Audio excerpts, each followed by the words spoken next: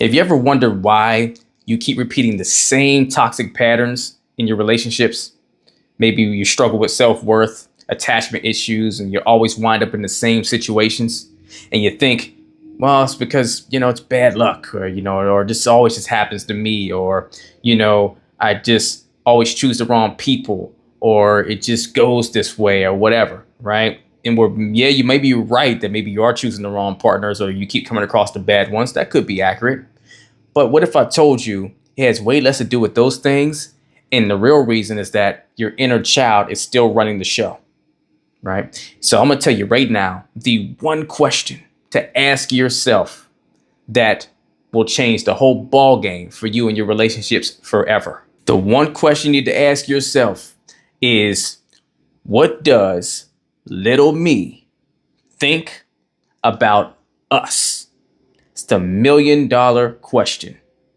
Why do I say that? Because your beliefs about yourself, love, and even relationships did not start in your adulthood. And so many of us have this misconception that that's the case, right? It's not because you had all these bad relationships in college, right? It's not because you keep choosing partners that, aren't honest and aren't trustworthy. It's not because people try to get over on you and use you, or you always just wind up burning out with the people you date, and it starts off great, but it always ends bad. It's not because of that determines what you start to believe about those relationships.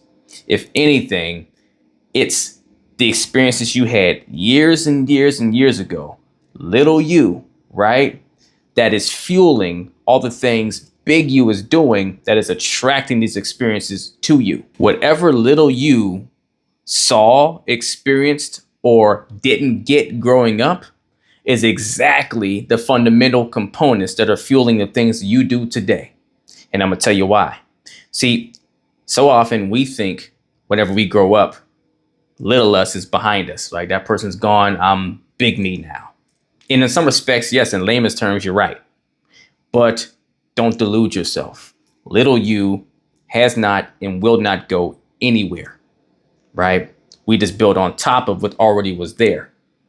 Think about it. A lot of your core foundational beliefs and all the things stem from something long ago, even if you haven't been thinking about it consciously, that you decided made sense, and you started building on top of that all of your wisdom and all the enlightenment. And as you've grown and had experiences, you've adopted it and applied it to what you've grown up knowing.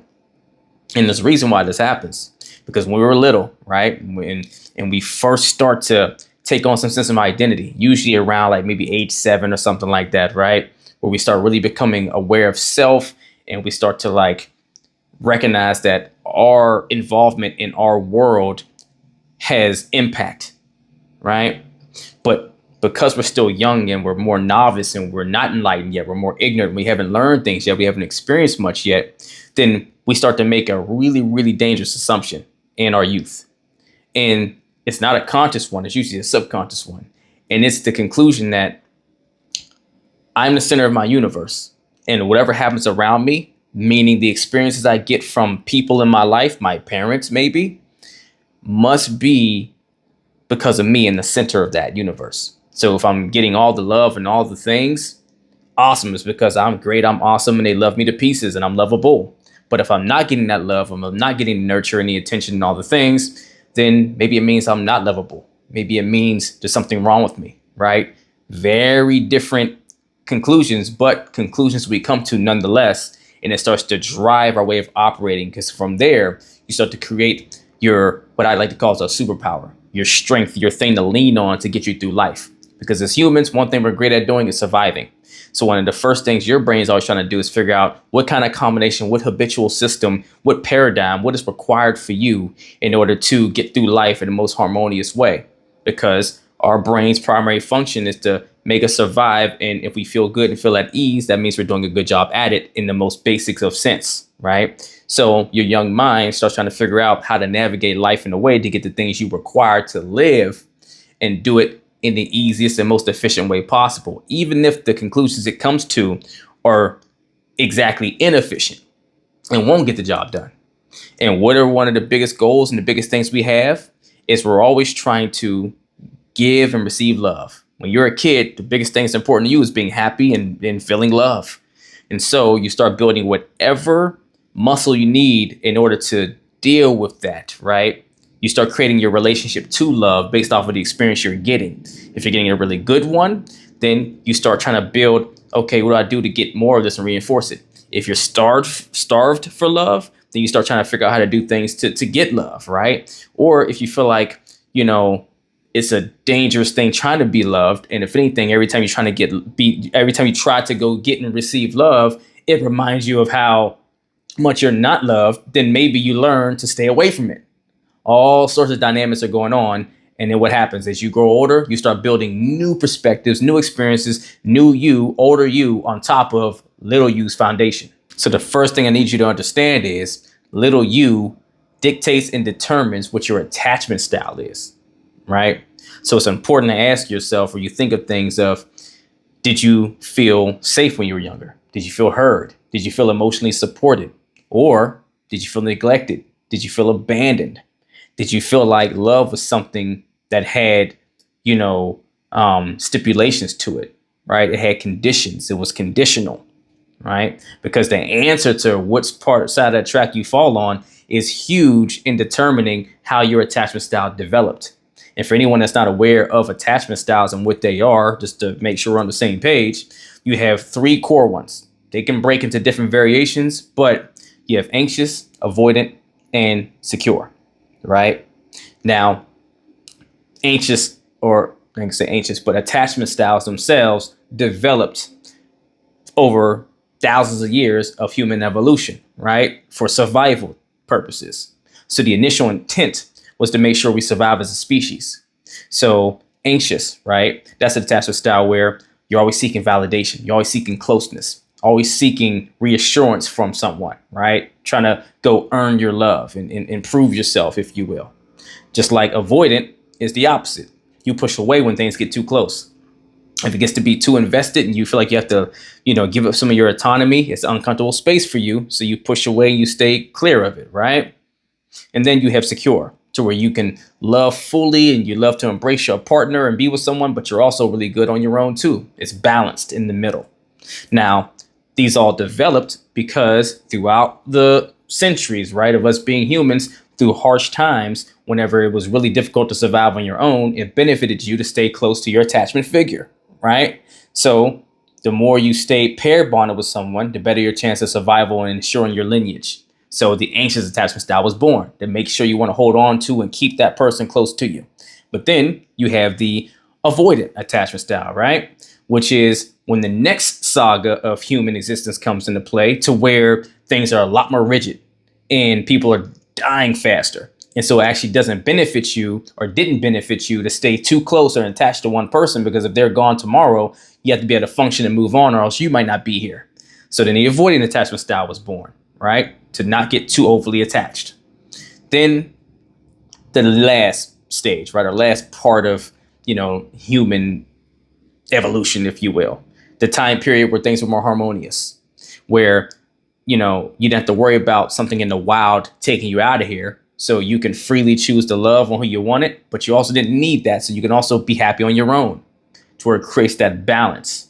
Now, since we don't live in the wild anymore with all these things to worry about, our attachment styles still have significant value for us, right? At least there's an intended goal wired into our DNA to help us survive, because they were there through all these years to help us do exactly that. So in order to do that best and still be active today, since we live in society which is more cookie cutter and it's not the wild, then our attachment styles start to develop through our social dynamics now, meaning the experience you had early on, typically beginning with your parents, or at least the experience you had as a kid with your parents and whoever else was around back then. It starts teaching you how to navigate the world to survive.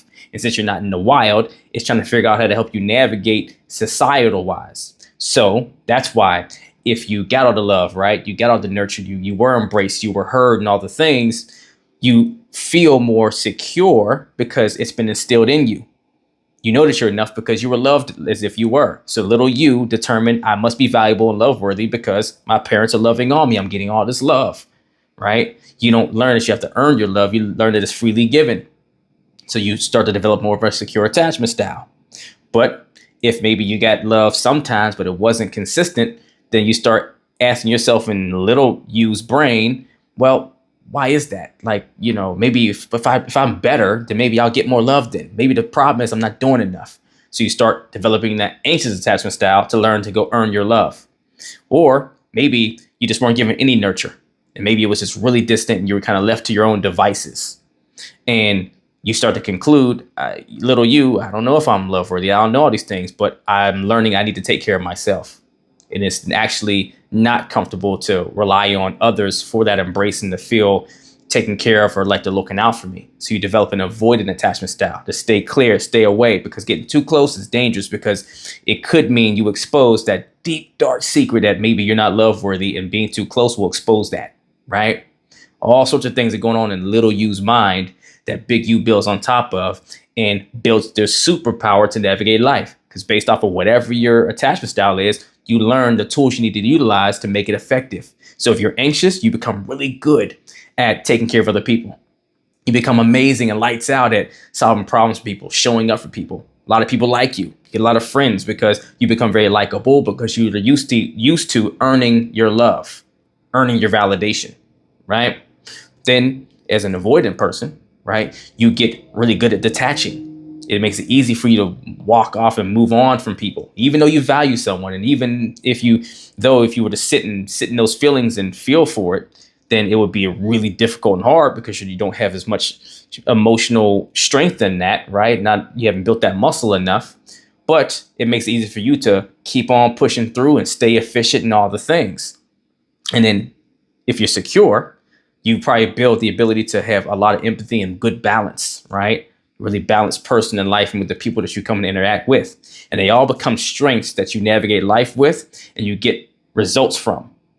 But if you're on those ends of the spectrum that are avoidant and anxious, it can make it a rocky roller coaster, and that leads you into toxic relationships. And the reason it leads you into toxic relationships is because if you have an anxious attachment style, you'll always be seeking a level of validation that you can never get filled only but by yourself. But because you're looking for it externally, because of what you learn from little you, that's when you keep trying to go fight mountains to get that validation. And that's exactly what attracts you to people that may be avoidant.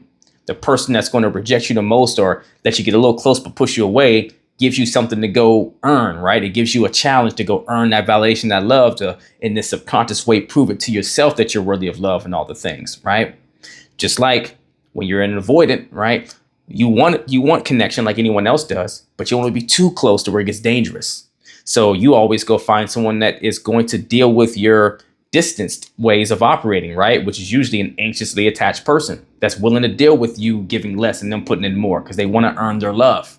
And now this like toxic cycle back and forth happens. And you go on that roller coaster for who knows how long until you break it, till you start to nurture your inner wounds the right way. And how do we do that? You start having the right conversation with little you.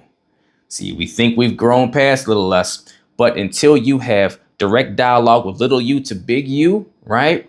To come to a middle ground and get on the same page and understand what's happening and bring peace about some things, you're going to keep being in this conflict because little you still driving a lot of the core motivating reasons you're doing what you do today. Little you is using big U's abilities to take care of little you, right? Your inner child, whether you realize it or not. And it's really your inner child screaming out for help. And while they have you doing these things, but notice you're doing things that are not actually helping you get the result you're trying to get truly, because little U's at the driver's seat, at the wheel, has a steering wheel. Little you is trying to feed you the information on what you need to do based off of little U's ignorance, lack of awareness, and lack of knowledge. All your inner child knows is what they felt, what they feel they know, what they believe based off the experience they got. And so the next thing I need you to understand is that your sense of self-worth is a byproduct of what little you was shown growing up. So if you were constantly ignored, criticized, or even compared to others, then it's more likely the reason why you have a low sense of self-worth. Because instead of being embraced for who you were and celebrated for that person when you were younger, right? And for that person to be uplifted and poured into, there was always a, well, you could be better thing happening. Or there was a dismissal of acknowledging you altogether, right? Or it was always trying to pit you against who you're not measuring up to. And that alone can start to set a certain negative narrative in little U's mind that starts to feed towards you to grow with, to do something about, do something to, work around that. Because that's a problem, that's a pain point. Just like if you were only praised for your achievements and not for just who you are, that's a good way that you start to learn early on that you only get love from what you earn, right? You can only receive love when you've earned it, because otherwise it's not given freely. So then you start to create that sense of, okay, I have to be better and I will get better love. I will get more, right? That's where that anxious attachment style comes from and all those things. Versus if you were accepted truly and embraced fully for just who you were already, then you would never have a self-worth issue because you would feel worthy just by being, right? Night and day of a difference. But it's important to understand how the experience you had growing up and the experiences that little you had, that inner child, and their takeaways they took really sets the tone for how much you value yourself. So if you continue to put up with toxic things in relationships and mistreatment, and you keep wondering, why do I stay? This is a core artery reason as to why. Have that conversation with little you and really ask that question. What do you think of us? What's your truth about us? Help me understand so I can understand me better and why I'm doing what I'm doing today. And the last thing I want you to really understand is oftentimes your reactions in relationships are your inner child's fears.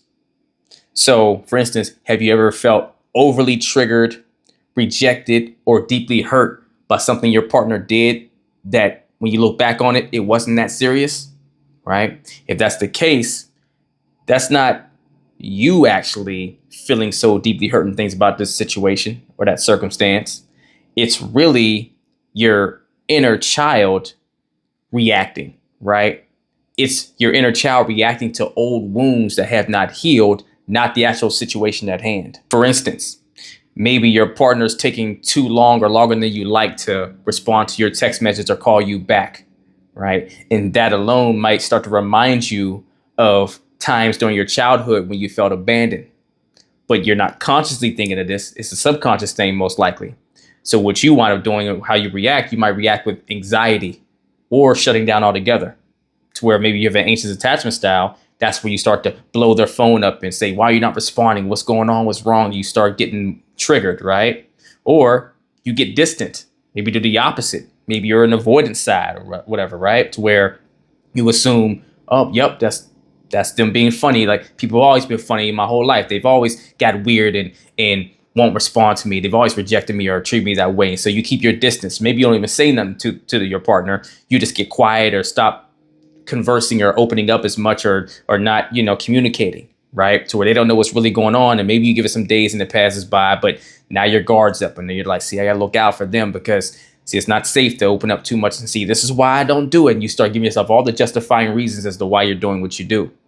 Understand, this is not coming from you, grown up you. It's coming from inner child you, little you, still hurting, still needing your help.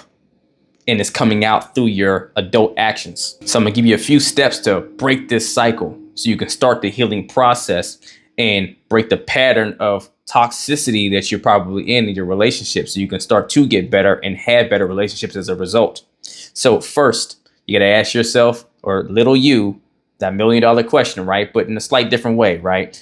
You ask, what do you believe? Meaning, what did you learn about love growing up? Or what negative perspectives or beliefs about yourself started in your childhood?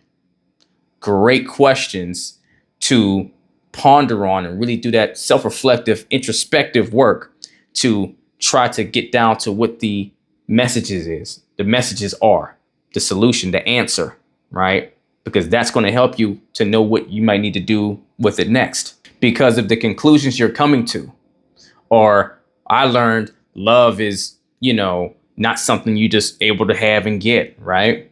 Or I learned that no one's going to love on me.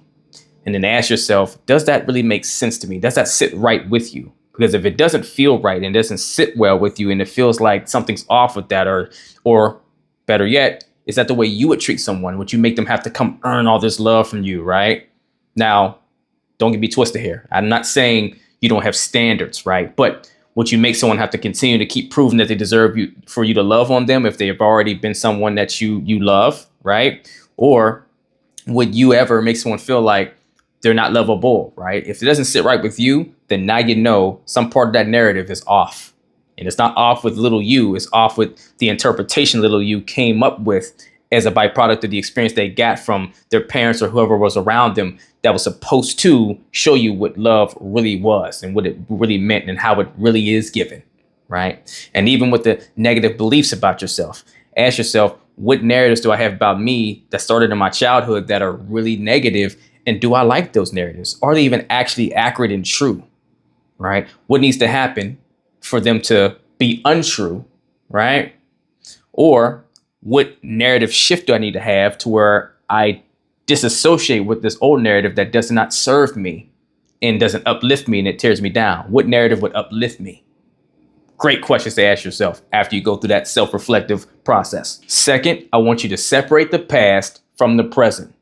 So that means recognize when your reactions are stemming from old wounds, not the current situation, right? When it's about something deeper. And your first telltale sign is if you can tell you're really triggered on something that if you weren't so elevated in that moment, you would say, it's not that serious for me to get to that degree. Or at least I shouldn't be triggered to this level every time something like this is talked about or it happens or whatever, right?